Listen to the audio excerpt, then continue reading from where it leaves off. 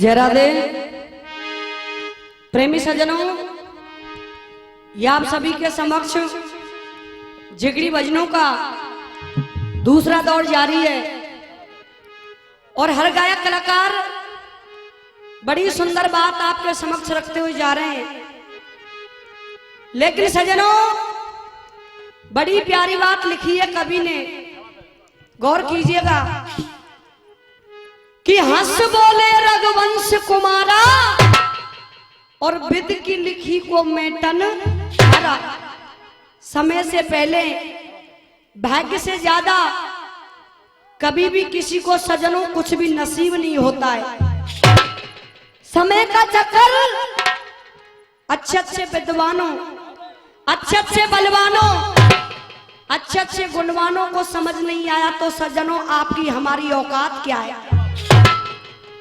लेकिन आइएगा, न जानिए इंसान अपने मन में कितना अहम, कितना घमंड, कितना गुरु लियो बैठा है। कहता है जो कुछ वो मैं हूं। सरदारों, अपमान भी कई प्रकार का होता है। किसी को अपमान होता अपनी सुंदरता के ऊपर, मैं इतना अधिक सुंदर हूं। किसी को अपमान होता अपनी जमीन जायदाद के ऊपर, लेकिन अपमान नहीं करना चाहिए। आइएगा, बड़ी सुंदर चेतावनी दी कवि ने और लिखा भैया क्या,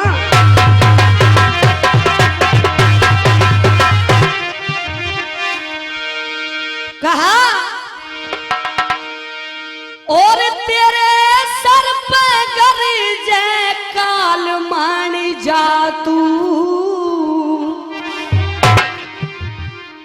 मैं चाहूंगी एक बार सभी सुस्ती को खोलते हुए जो सोए हुए वो जाग जाए। प्रातःकालीन वेला होने को है और प्यार से जयकारे के साथ इस चेतावनी भजन को सुनना है। भैया जी सभी अपनी जिब्या को पवित्र करते हुए प्यार से जयकारा लगाएंगे। बोलिए बांके बिहारी लाल की। और कहा क्या,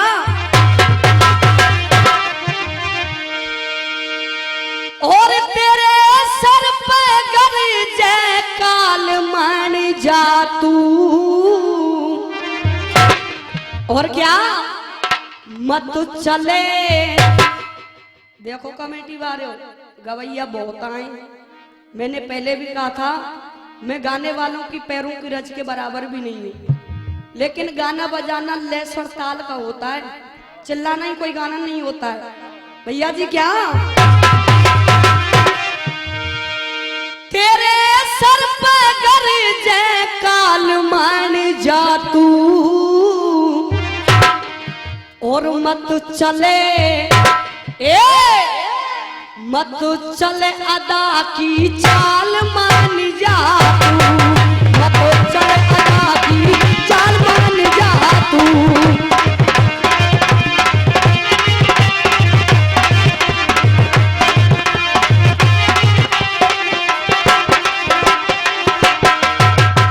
लेकिन सुनिए, पहली बात के अंदर इंसान अपमान करता है, तृष्णा की पूर्ति नहीं हो पाती है।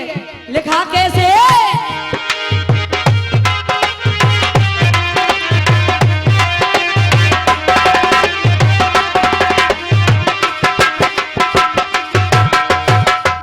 कहा अरे कोठी बंगला बने हुए प्यारे। चाचा जी चश्मा बारियो, इतकू ध्यान दो सा। ताऊ जी हमारे साथ देखो बुजुर्ग आदमी है, लेकिन कौन सी बात कह रहे हैं। कहा क्या, कोठी बंगला बने हुए प्यारे। और क्या, ये फिर भी गाड़ी न्यारी चाहिए और दुनिया भर में बोल बड़ा तेरा। दुनिया भर में बोल बड़ा तेरा, बहुत बड़ी सरदारी ही चाहिए। लेकिन क्या, ये रे लम्बी गर्दन चौड़ी छाती, संग में सुंदर नारी चाहिए, लंबी गर्दन चौड़ी छाती।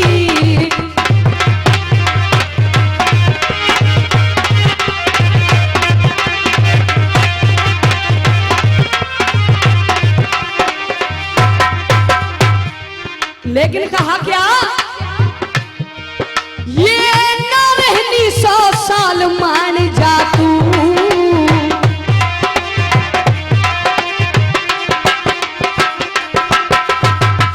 क्या कहा, ये ना रहनी 100 साल मान जा तू। वो मत चले अदा की चाल मान जा तू। मत चले अदा की चाल मान जा तू।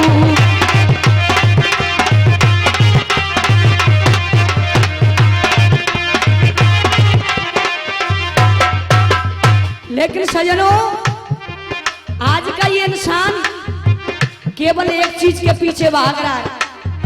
चाचा जी, कौन सी चीज है वो? काय के पीछे भाग रहा हो आज का इंसान? पैसा के पीछे? बिल्कुल भैया। कहा कैसे?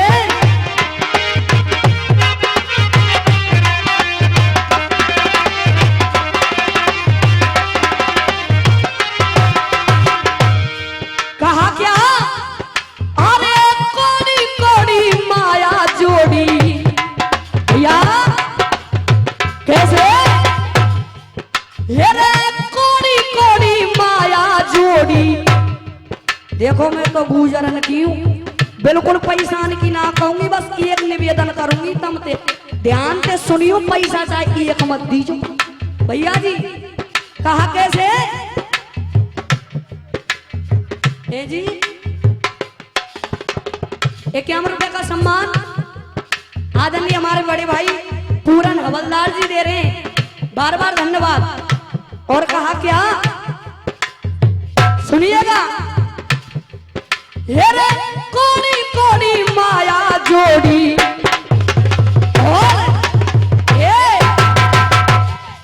ये तो होने डोले माला माल।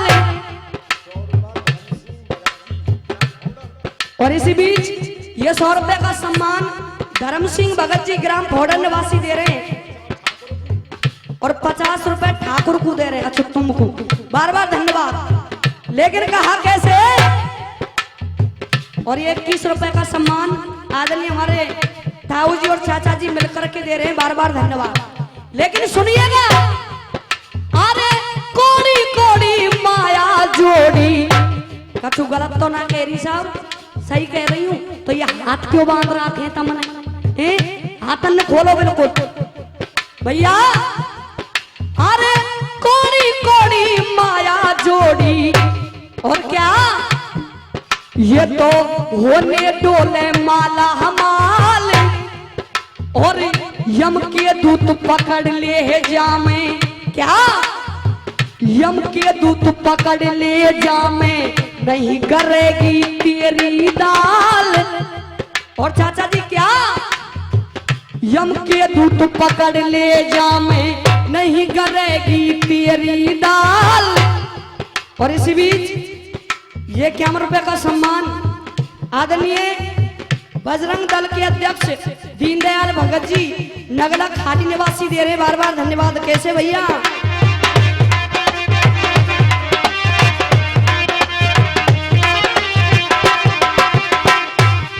कहा कैसे, अरे कोड़ी कोड़ी माया जोड़ी। क्या, ये तो होने डोले माला माल। और यम के दूत पकड़ ले जामे, नहीं करेगी तेरी दाल। और धर कांटे पे तुझको तोले, सीधी कर दे तेरी नाड़। धर कांटे पे तुझको तोले।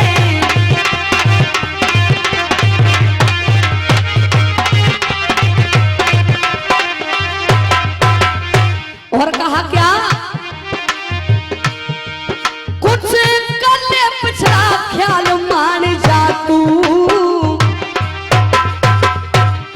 क्या,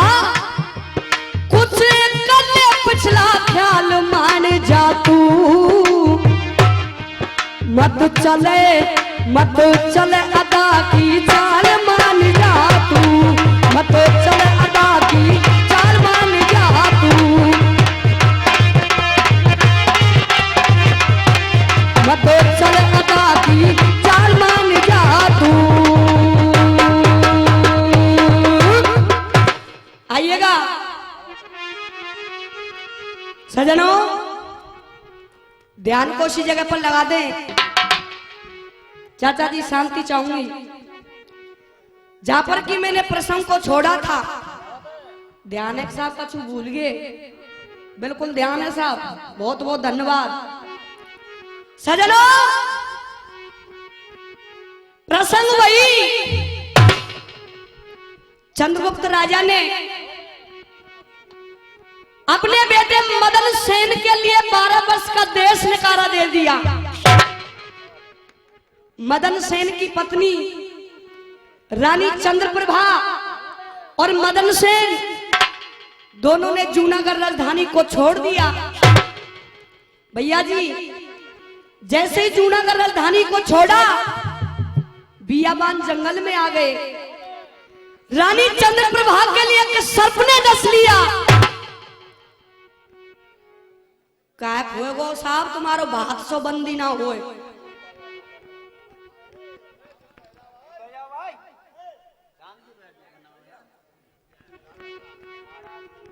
भैया जी विचार कीजिएगा,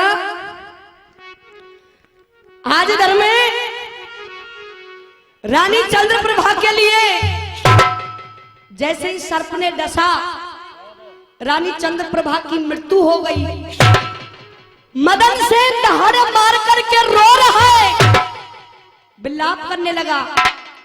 जिस बनी के अंदर मदन सेन रो रहा है, सजनों, मदन सेन ने एक एक लकड़ी को इकट्ठा किया चिता बनाने के लिए।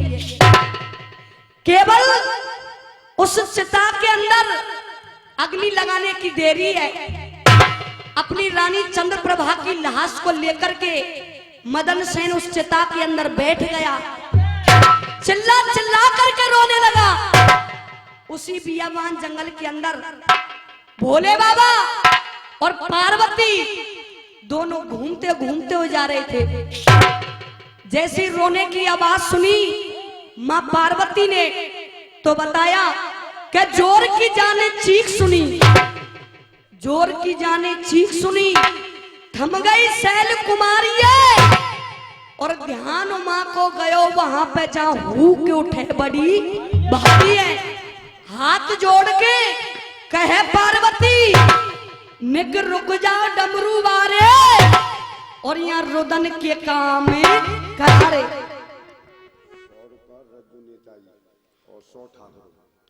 इसी बीच ये 100 रुपए का सम्मान रज्जो नेताजी हमारे लिए दे रहे हैं, और 100 रुपए ठाकुर साहब के लिए। ठाकुर साहब हमते ज्यादा तो कम ही कमाए रहे।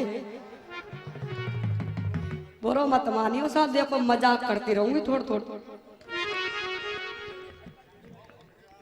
भैया जी आइएगा। जैसे ही मां पार्वती ने मदन सेन की रोने की आवाज सुनी,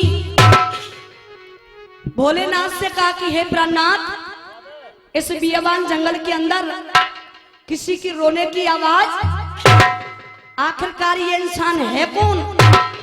तो सुनिएगा, भोले बाबा कह रहे हैं पार्वती, ये संसार सागर है, हमें किसी से कोई लेना देना नहीं है। लेकिन पार्वती जिद पर अड़ी हुई और क्या कहने लगी,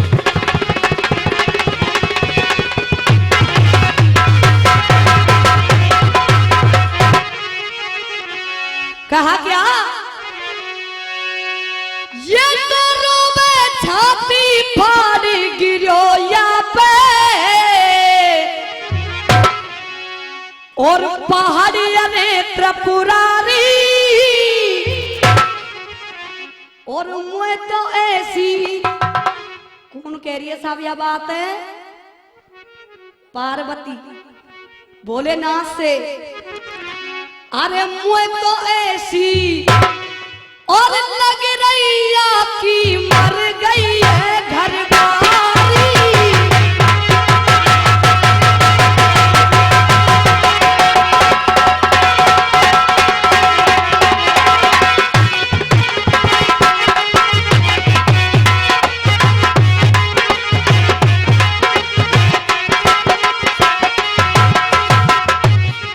सजनों, मां पार्वती ने जैसे ये जवाब दिए, कहा कि प्राणनाथ, मुझे लगता है जो ये राजा इस बियाबान जंगल के अंदर रो रहा है, इसकी घरवाली की मृत्यु हो चुकी है। लेकिन सुनिएगा क्या जवाब देने लगी रही, कैसे?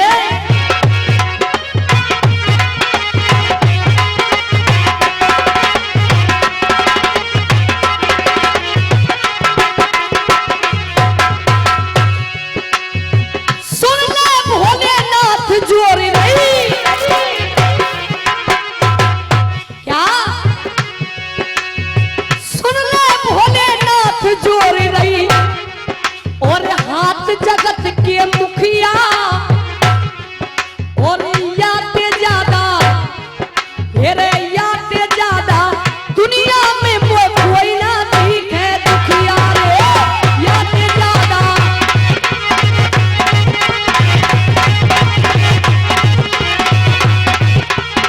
कोई ना दिखे दुखिया। आहा सजनों, जैसे ये जवाब दिए, कह दिया मां पार्वती ने कि महाराज इस बियाबान जंगल के अंदर ये दुखी इंसान है कौन? जब भोलेनाथ ने इतनी बात सुनी तो सुनिएगा क्या जवाब दिया कि भोला कहे तू सुन पार्वती, भोला कहे तू सुन पार्वती, ये अकल नहीं तेरी दुनिया में, और कितने जीते कितने मरते रोजाना या दुनिया में, तू तो सबकी करे सिफारिश, तू तो सबकी करे सिफारिश, नहीं ज्ञान विधि को तो और पार्वती यहाँ आफित तो रुक जाएगी मोरू। जब ये जवाब दिए, लेकिन अब सुनिएगा त्रियाहट होती क्या है। मां पार्वती जिद कर रही है मदन सेन के पास जाने की कि महाराज मैं इस दुखी इंसान के पास अवश्य जाऊंगी। क्यों? क्योंकि इसका रोने का कारण क्या ये मुझे जानना है। अब सुनिएगा क्या कहने लगी मां पार्वती।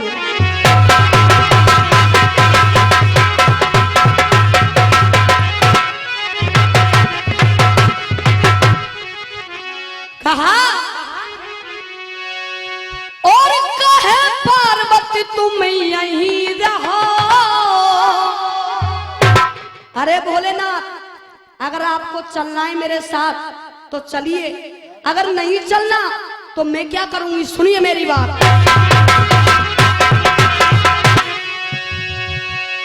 कहे पार्वती तुम यहीं रहो और मैं तो याते मिलवे जाऊंगी, मैं तो याते मिलवे जाऊंगी, और जब तक यहाँ पे कष्ट पड़ेगा मैं तो नहीं लौट के आऊंगी। ओ भोला रे, भोला रे,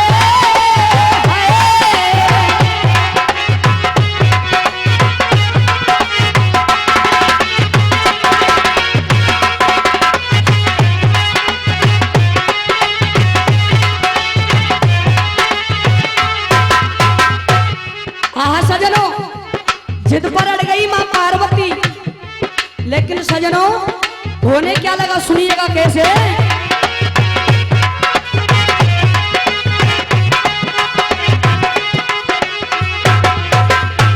कहा तेरी हाथ पे अड़ गई बाला। बोले बाबा सोच रहे हैं पार्वती नहीं मानेगी अब, क्यों? हाथ पे अड़ गई बाला, यूं सोचे डमरू बारो है, यूं सोचे डमरू बारो है। और कहा भोलेनाथ ने तेरे मन की सी में, तेरे मन की सी में कर दूंगा फैल खनियों पर बेकारो है।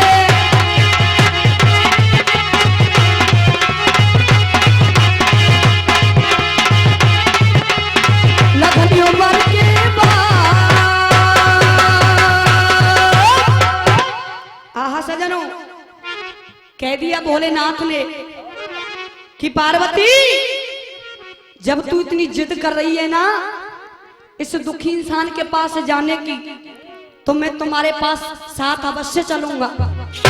लेकिन सजनों बताया, मन में खुशी बही पार्वती। चाचा जी कथा की तरफ गौर कीजिएगा। मन में खुशी बही पार्वती, पियो भोला संग लिवाइए, और वहीं पहुंच गई जहां मदन सेन ने अपनी चिता बनाई है। शंकर कहे तू कौन है दुखिया, शंकर कहे तू कौन है दुखिया, भेद बता दे सारो, और क्यों रोदन करे तू भारो। मदन सेन के पास भोले बाबा और पार्वती दोनों पहुंच गए। भोलेनाथ ने कहा कि ए मूर्ख इंसान, तू इस बियाबान जंगल के अंदर इतना चिल्ला चिल्ला करके क्यों रो रहा है। सजनों, मदन सेन ने कहा कि महाराज, हे स्वामी, आप मेरा कष्ट जानना चाहते हैं, मेरी पीड़ा जानना चाहते हैं कि मैं इस बियाबान जंगल के अंदर क्यों रो रहा हूं, तो सुनिए मेरी बात। सजनों, मदन सेन और जवाब दे रहा है भोलेनाथ के लिए। क्या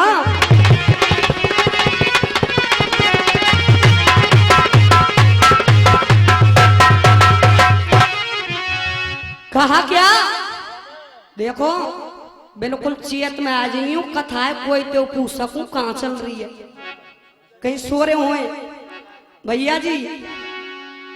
कह रहे हैं क्या?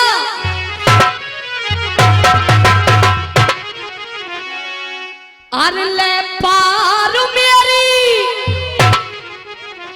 कहने लगा मदन सेन भोलेनाथ से, अरे पार मेरी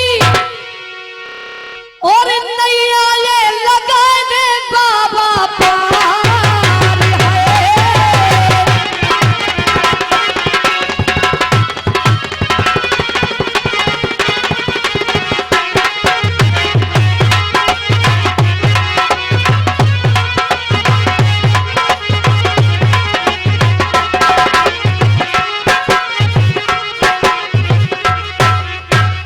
आहा सजनों, मदन सेन रोने लगा भोलेनाथ के सामने कि बाबा मेरी अर्जी सुनिए, मैं आज क्यों दुखी हूं।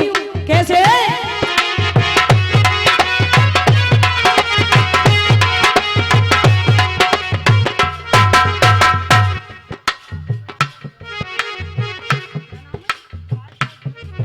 और 51 रुपए का सम्मान आदरणीय हमारे चाचा जी राजपाल जी ठेकेदार जी दे रहे हैं, बार बार धन्यवाद। लेकिन कैसे?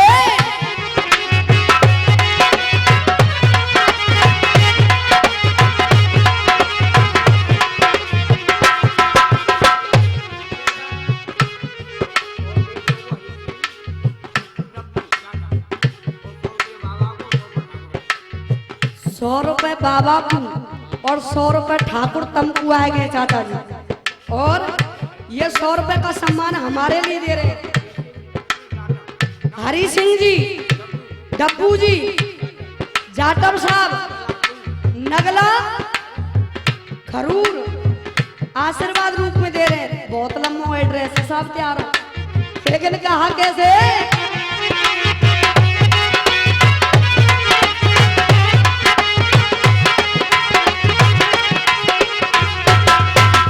सुनिएगा, जवाब दिया किसने? मदन सेन ने भोलेनाथ के लिए। क्या? अरे पार मेरी, क्या ये रे पार मेरी नैया ये लगा दे बाबा पार। क्यों? कहा बाबा सुनिए, ये रे मैं भी हड में बाबा, ए महाराज मैं भी हड में बाबा, और एक लो फंस गो, और मेरी रानी को एक पिसियारी डस गो।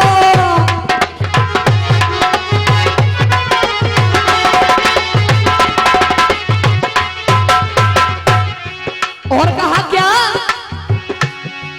ये रे चंद्र प्रभा है बाबा। और ये 10 रुपए का सम्मान ठाकुर साहब हमारे लिए दे रहे हैं। तुम्हारे 100 रुपया दे दिए सामने ने, अब ही नहीं दिए के कहा कैसे?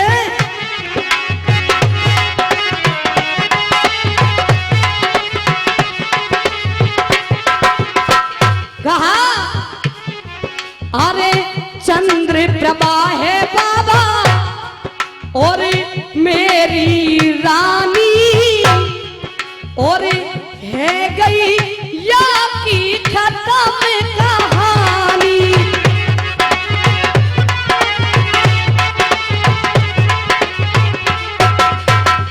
और कह रहा है वो मदन सेन बाबा, अरे नार बाबू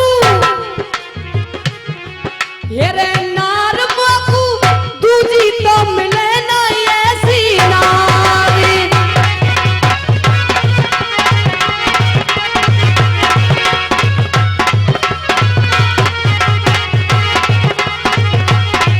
अरे नार बाबू दूजी तो मिले ना ऐसी नारी। आहा सजनों, जैसी ये जवाब दिए कह दिया मदन सेन ने भोलेनाथ से कि बाबा मुझे मेरी ये रानी चंद्रप्रभा जीवित चाहिए। सरदारों, अब इस कथा के अंदर एक मोड़ आ रहा है, विचार करना। जैसे ही कह दिया मदन सेन ने कि मेरी रानी मुझे जीवित चाहिए, आज भोलेनाथ कह रहे हैं कि अरे मूर्ख इंसान, तू तो एक राजा है, तू चाहे तो तेरे लिए हजारों रानियां आ सकती हैं, तुझे केवल ये रानी चंद्रप्रभा ही प्रिय है। आज सजनों, मदन सेन ने कह दिया कि बाबा मुझे केवल मेरी रानी चंद्रप्रभा ही चाहिए। कि अच्छा, भोलेनाथ ने कहा कि अरे मूर्ख इंसान सुन, तू जानना चाहता है ना कि तेरी रानी चंद्रप्रभा की मृत्यु क्यों हुई है, इसका मरने का कारण क्या है? तो सुन, तेरे लिए बतलाता हूं कि आखिरकार रानी चंद्रप्रभा की मृत्यु क्यों हुई है। सुनिएगा क्या?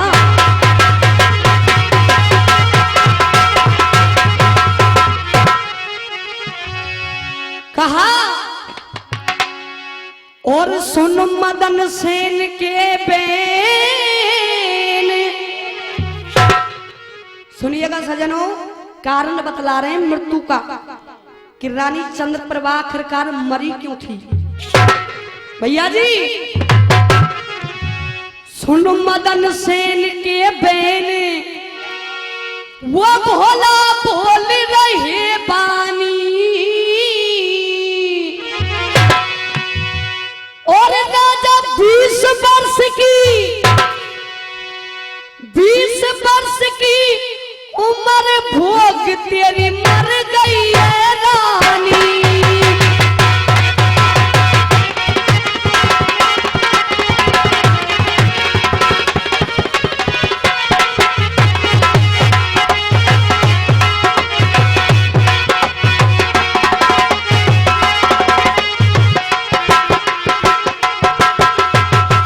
कहा भोलेनाथ ने कि मदन सेन, तेरी रानी की उम्र केवल 20 वर्ष थी।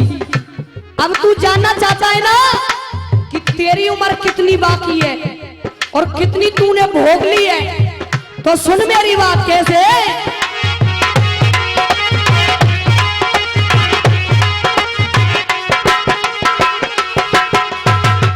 कहा उम्र तेरी राजा 70 की रे, उम्र तेरी राजा 70 की।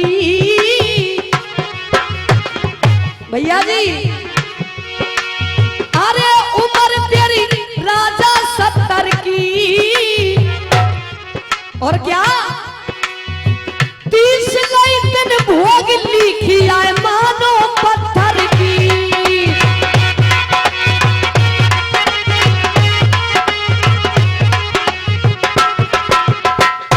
राजा की उम्र कितनी थी?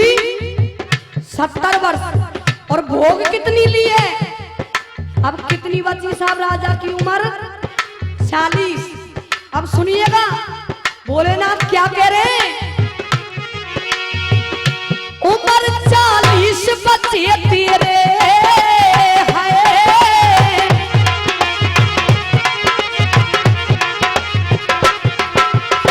क्या उम्र 40 बच्चे तेरे रे, उम्र 40 बच्चे तेरे। और राजन अगर अपनी रानी को जीवित चाहता है तो एक कार्य कर। कौन सा कार्य? उम्र 40 बच्चे तेरे, भीषण को कर दे दान बचन तू सत्य मान मेरे।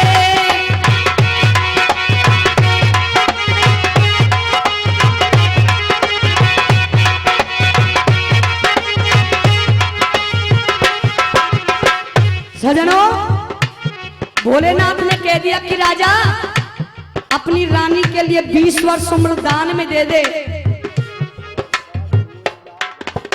गाना गाना गाना। और ये 100 रुपए का सम्मान डोरीलाल जी दे रहे हैं आशीर्वाद रूप में, बार बार धन्यवाद। लेकिन कहा क्या? बराबर बराबर आयु है जाएगी रे, बराबर आयु है जाएगी, भीषण को कर दे दान के रानी जिंदी है जाएगी।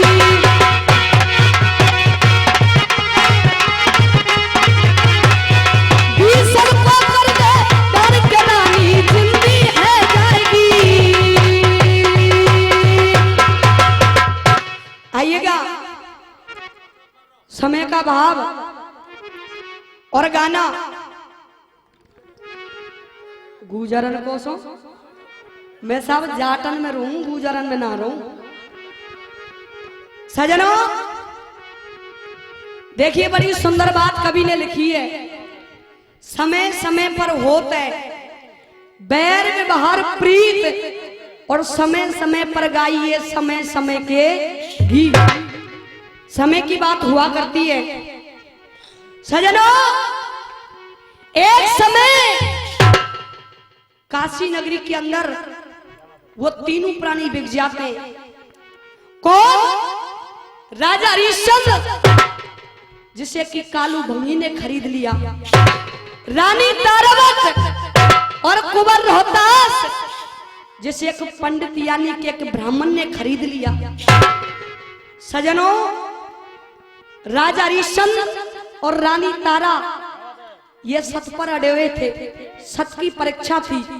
और वो कहा भी है कि सत मत छोड़े सूरमा, सत छोड़े पत जाए, और सत की बांधी लक्ष्मी फेर मिलेगी आए। सजनों सुनिएगा, एक दिन की बात, राजा हरिश्चंद्र गंगा के घाट पर पानी भरने के लिए जाता है, लेकिन उससे अपना घड़ा उठाया नहीं जा रहा। उसी गंगा के घाट पर रानी तारा स्नान करने के लिए आ गई। राजा हरिश्चंद्र ने कहा कि तारा इस घड़े को उठवा दे। रानी तारा ने इनकार कर दिया, मना कर दिया। और सुनिएगा राजा हरिश्चंद्र निवेदन कर रहा है रानी तारा से, कैसे?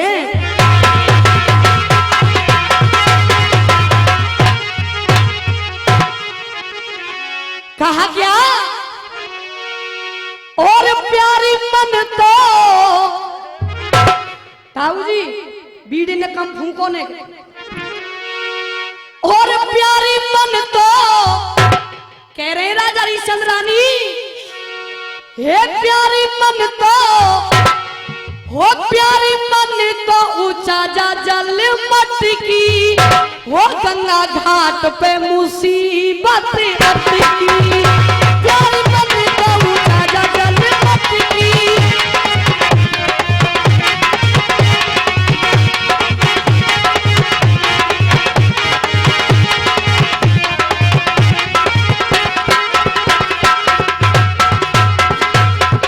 आहा सजनों, जैसी ये निवेदन किया, अब सुनिएगा रानी तारा क्या जवाब दे रही है, कैसे?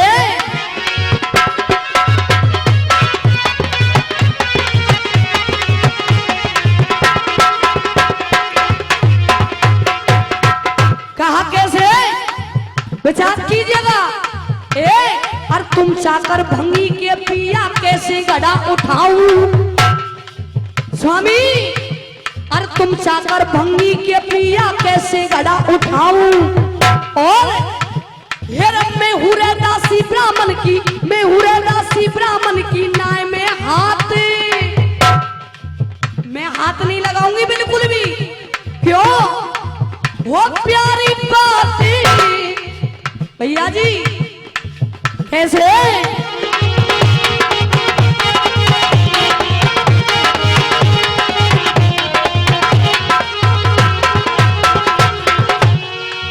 वो प्यारी बात जिगर में खटकी, वो गंगा घाट पे मुसीबत की।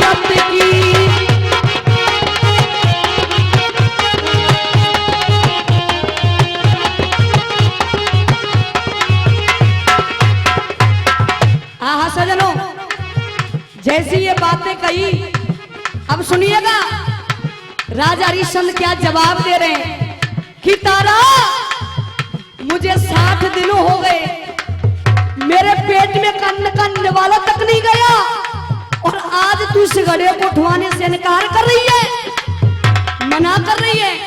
सुन तारा मेरी बात कैसे?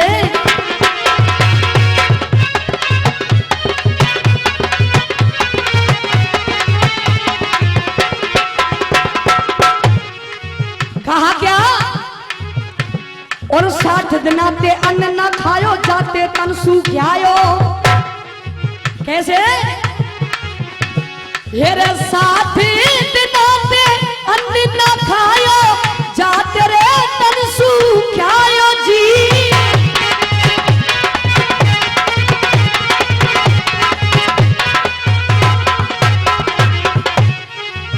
कहा? हर 60 दिना ते अन्न न खायो, जाते तन सूख्यायो। और दुर्बल भयो शरीर मेरो, दुर्बल भयो शरीर मेरो, ना जाए घड़ा उठायो। वो प्यारी बात जिगर में खटकी, वो गंगा घाट पे मुसीबत अटकी।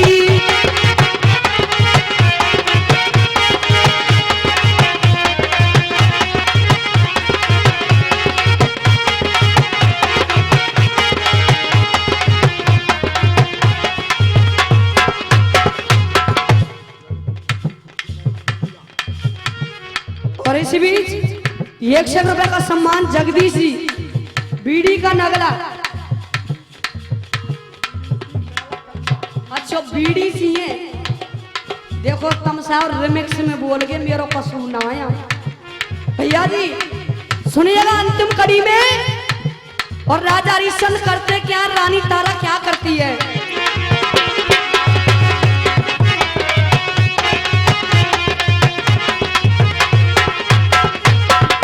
रानी तारा ने कह दिया कि मैं आपके इस गधे को तो नहीं उठवा सकती, लेकिन एक उपाय जरूर बतला सकती हूँ। और वो क्या उपाय? और एक उपाय तुम्हें बतलाऊं, मत मन में घबराओ। कहा क्या? और एक उपाय तुम्हें बतलाऊं, मत मन में घबराओ। और यार अधिक नीर में जाके पिया, अधिक नीर में जाके पिया, अपनों घड़ा उठाओ। ये उपाय बतला दिया। अब राजा हरिश्चंद्र क्या करते हैं? फिर रानी चली गई, राजा ने अपनों मन समझायो। और क्या? यार अधिक नीर में जाके देखो, अधिक नीर में जाके देखो, अपनों घड़ा उठायो। और भैया गौरव हुआ कैसे?